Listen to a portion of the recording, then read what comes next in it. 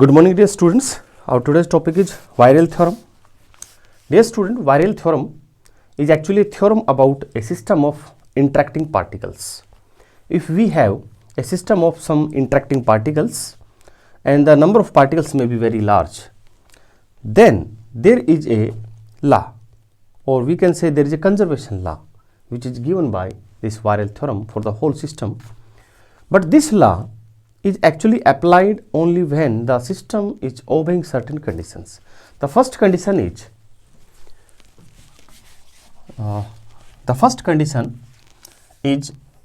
the system must have achieved a dynamical equilibrium. This is the first condition for this theorem to apply. And this theorem is basically I can say it's a conservation theorem.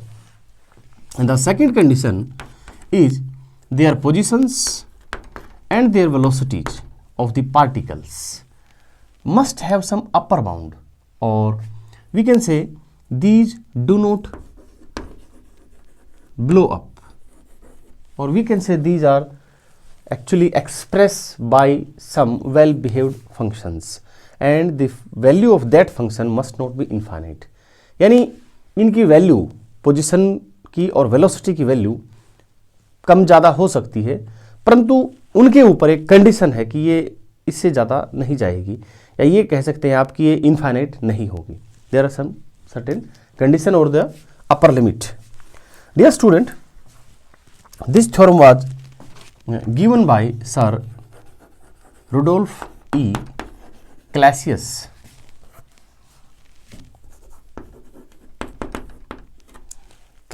in 1870, and this theorem can also be applied for a variety of system. It can be applied to gas molecules, and it can also be applied to some we can say particles in the universe like Earth, Sun and their solar system, or a huge number of our massive planets and other celestial bodies. And dear student, for coming up to this theorem, let's assume that we have a system, and in that system T is the total translational kinetic energy of the system. It's total translational kinetic energy,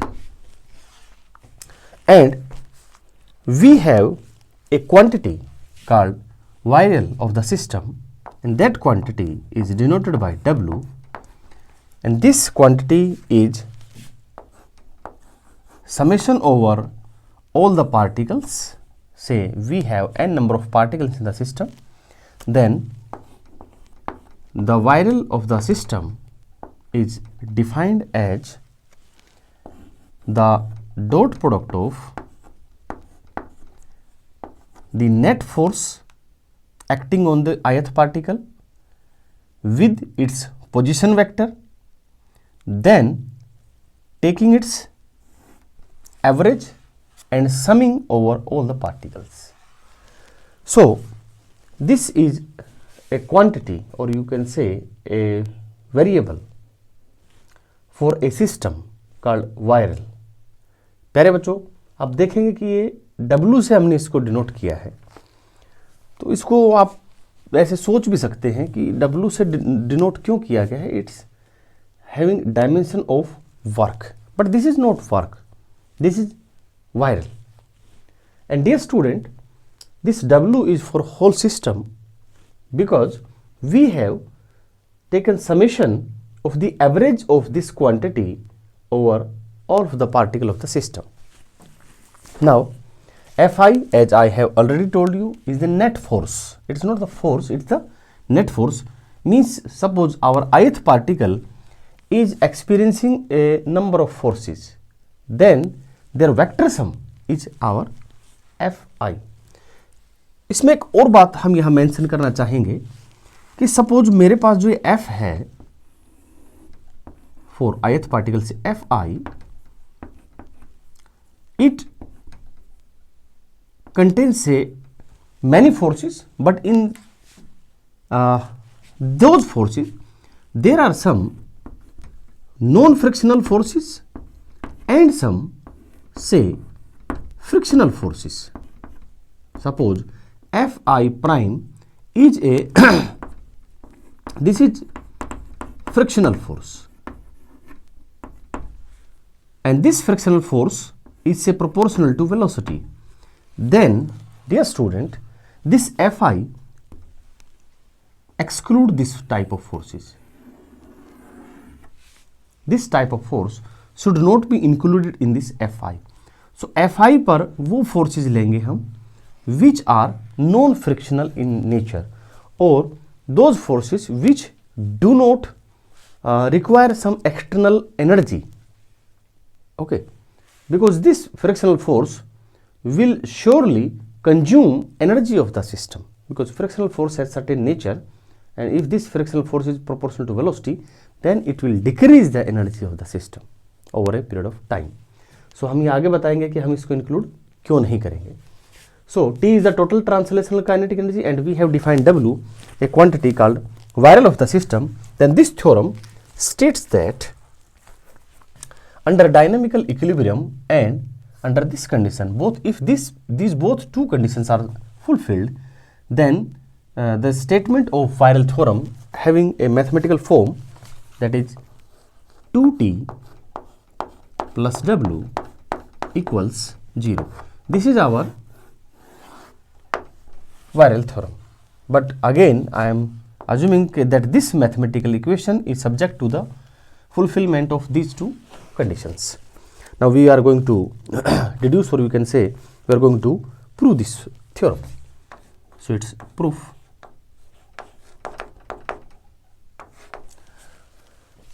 Dear students, we have some basic mathematical equations of motion which are Newton's laws of motion. It's Pi dot equals Fi vector. So dear student, this is actually equation of motion for ith particle. So this is not a single equation, this is actually a whole set of equations for all the particles. For first particle we will substitute I equals 1, for second is 2, and so on. So these are this is not a single equation, these are set of equations for every particles. Now consider a quantity G, and this G is considered over the whole of the system, and it is summing from I from 1 to n. Dear student, अब इसको मैं बार बार I from 1 to n नहीं लिखूंगा, आप इसको समझिए. It is well understood that the sum is over all the particles, or sum is from I from 1 to n. It's Pi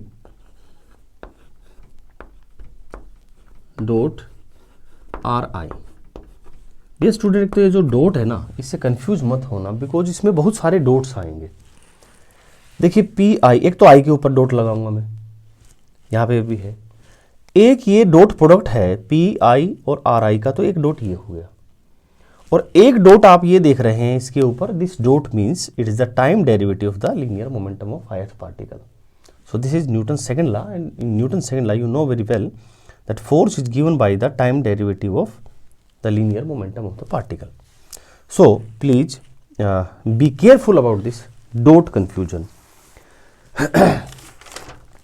Now we are going to differentiate with this quantity with respect to time. So its total time derivative is, dear student, dg by dt is equal to summing over I, first function as it is, Pi vector, this dot is for dot product, and derivative of the second quantity which is Ri, and this dot represents the time derivative, plus again summing over I. Now derivative of first quantity and second quantity as it is. So first quantity is our Pi dot vector. This dot is for dot product, Ri vector. We have just differentiated this variable g with respect to time. Now dg by dt equals, बच्चों this is pi, and from the definition of linear momentum, pi is mass times the velocity of the particle. So for ith particle it's mi, which is the mass of the ith particle, and vi means the velocity, which is ri dot, this is pi, and dot ri dot vector. So this is for pi from the definition of linear momentum, and this dot is for dot product, plus summing over I pi dot and dot ri. Dear student, अगर आप इसको देखेंगे तो this is mass time velocity dot velocity. When velocity is dotted with velocity और any vector having dot product with itself, we get square of the vector. So this is mi vi square, okay, or ri dot square, which is you might have heard you may have heard, or you definitely have heard the formula for kinetic energy, which is half mv square, and it is nothing but it is the twice of kinetic energy. So it is 2 times the kinetic energy, 2t, because this is for ith particle, and when we are going to summing it over all the particle, we get the total kinetic energy t, and this is 2 times of the kinetic energy.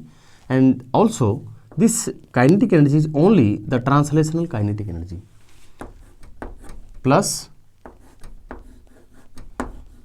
summing over I pi dot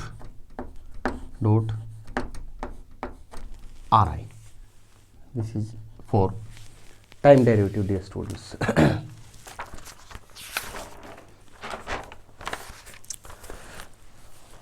Now let me just reverse the page. Where is my page? कहाँ गया?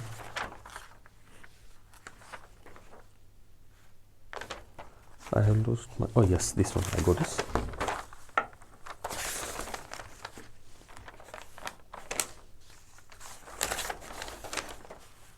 Okay, now let's move ahead. Now dear student, we have to take its average value, okay, and we have to take its average value over time. So in mathematics you may also have come through this, how to take its average. So we have to integrate both sides with respect to t, and after integration we have to divide the whole quantity, both of sides, by the interval over which we are taking its average. You can say the time average of this left hand side is dg by dt. First of all, we have to integrate it over a certain interval, say 0 to tau, and then divide this quantity by the length of the interval. This is the average. And in right hand side you just have to put the average bar or the symbol for average over this quantity I pi dot ri, and this is the average. ठीक है, दोनों तरफ हमने क्या किया, दोनों तरफ प्यारे बच्चों हमने इसका एवरेज ले लिया है. ठीक है, नाउ अब यहाँ हम 2 बातें देखेंगे. सबसे पहले तो इसका एवरेज लेफ्ट हैंड साइड का कर लेते हैं. राइट हैंड साइड का तो हमने जस्ट बार पुट कर दिया, तो इट्स एवरेज.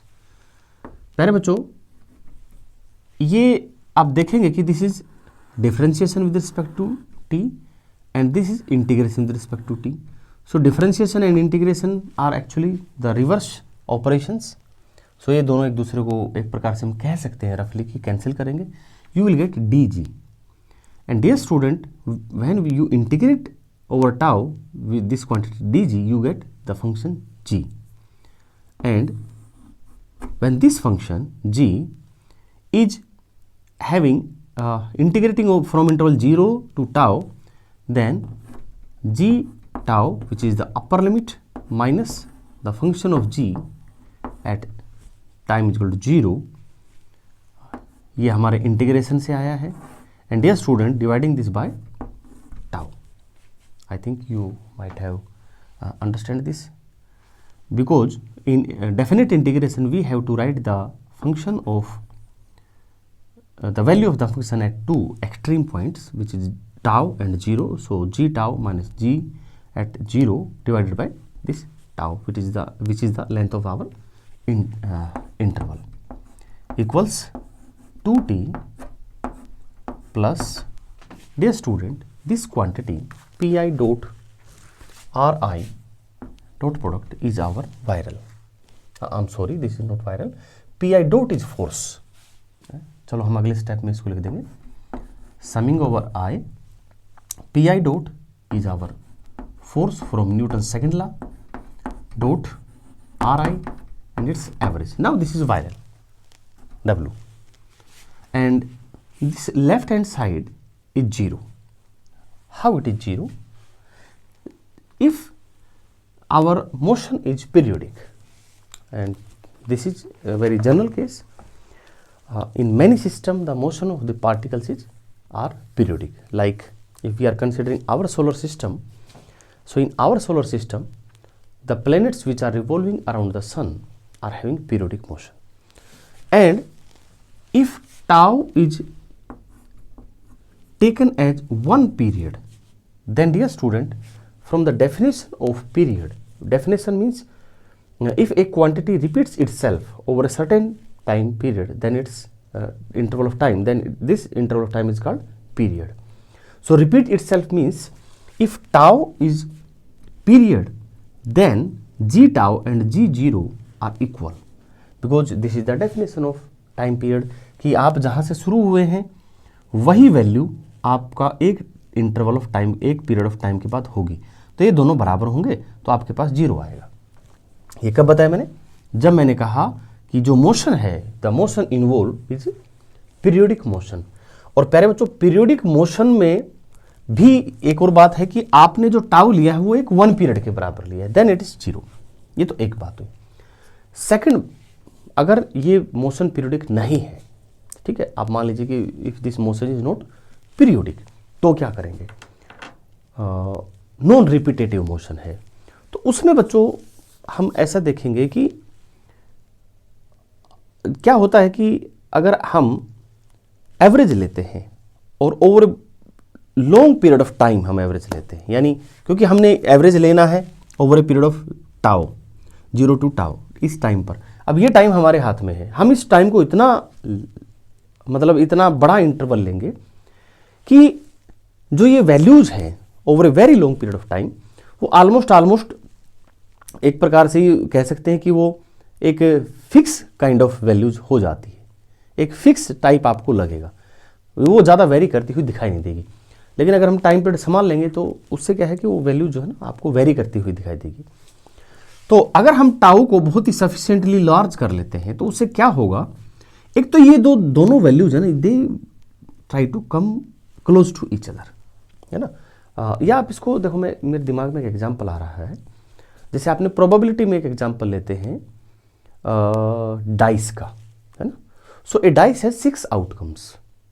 अगर आप उस डाइस को 5 टाइम्स थ्रो करते हैं, तो 5 टाइम्स थ्रो करते हैं तो जरूरी नहीं है कि वो पांचों वैल्यू अलग अलग आए. So just by throwing A dice 5 times and you observe the outcome, you will have different probabilities of different outcomes.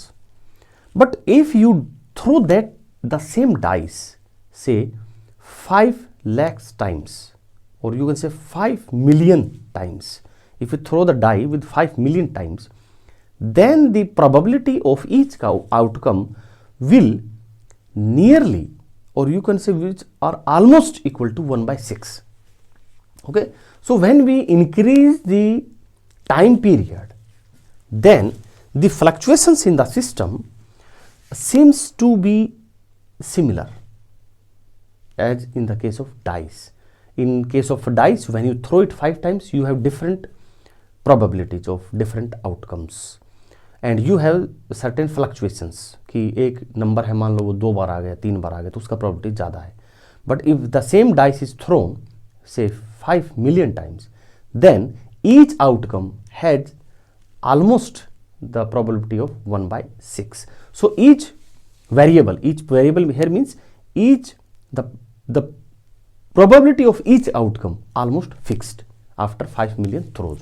So in the same way, when we increase this time period tau, then these two quantities comes bit closer, or you can say this factor will decrease and this factor will increase because we are increasing the time period.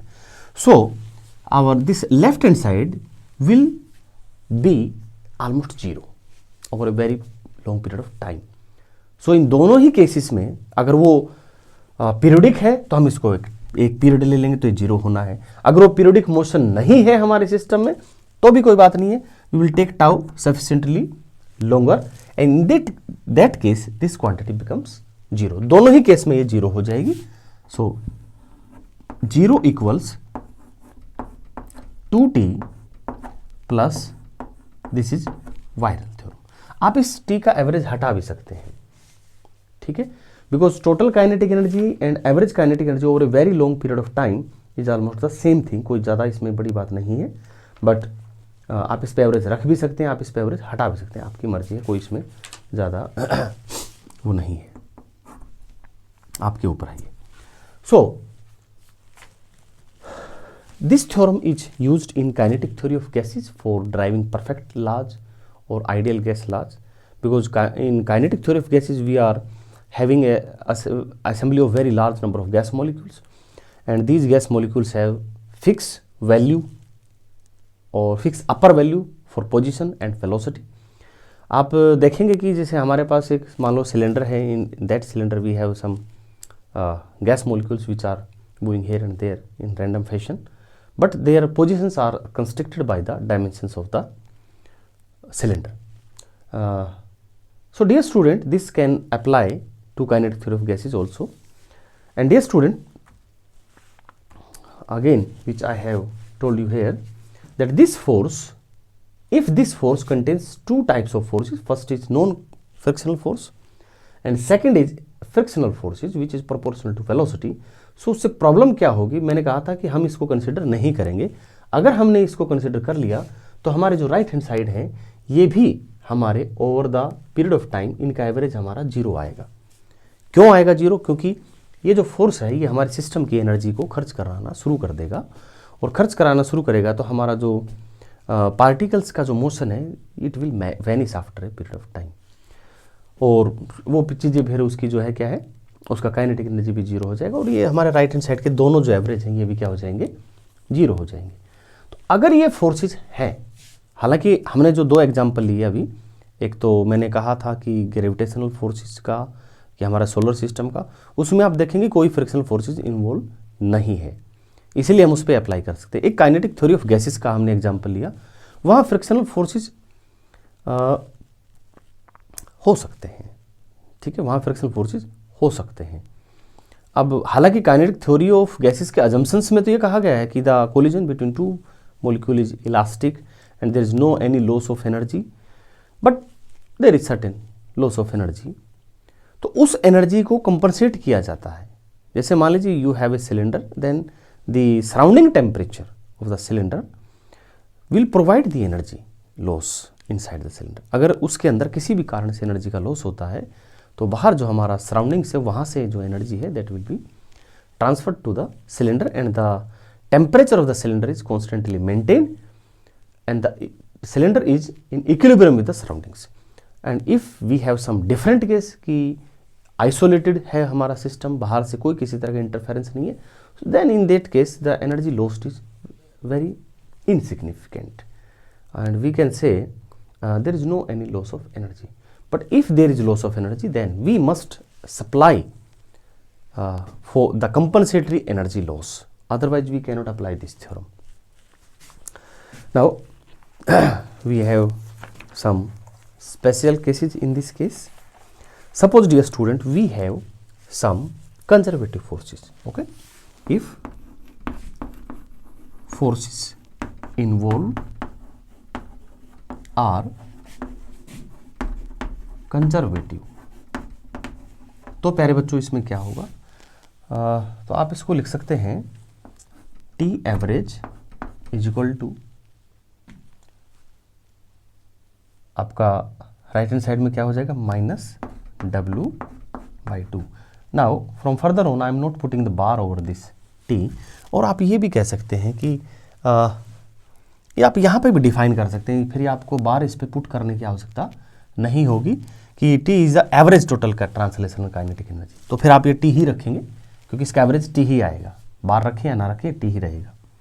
So T is minus W/2 and this can be written as 1/2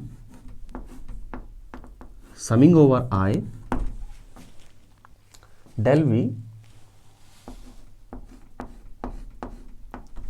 dot Ri average. And you, dear student, now you can see this what I did, this is 2, W हम लिखते हैं Fi dot Ri. तो प्यारे बच्चों ये मैंने कहा कि if the forces involved are conservative in nature, so if conservative forces are there, then conservative force can be written as the negative gradient of potential. Okay. So negative gradient of potential, आप इसका negative लेंगे तो वो negative इस negative को cancel करेगा. ठीक है. सो अब आपके पास जो T है हमारा that is equal to half I del V dot Ri.